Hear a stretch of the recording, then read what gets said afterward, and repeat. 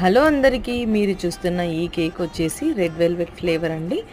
Red velvet flavour cake చేయాలంటే మనం whipping క్రీమ్లోకి cream cheese add చేయాలండి. డెలెక్టా కంపెనీది క్రీమ్ చీజ్ వస్తుంది కదా, అది యాడ్ చేశాను. సో మీరు చూస్తున్నారా, రెఫరెన్స్ డిజైన్ ఏం లేదు, కానీ నాకు నచ్చినట్టు చేశాను.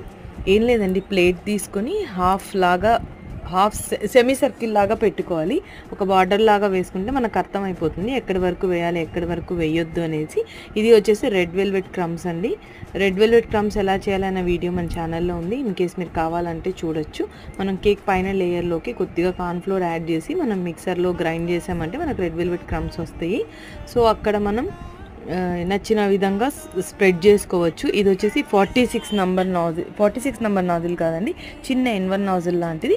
అక్కడ ఫ్లవర్ వేసి లుక్ ఫినిష్ చేసి ఈ లుక్ మీకు ఎలా అనిపించిందో కామెంట్ చేసి చెప్పండి. ఉంటాను, బాయ్.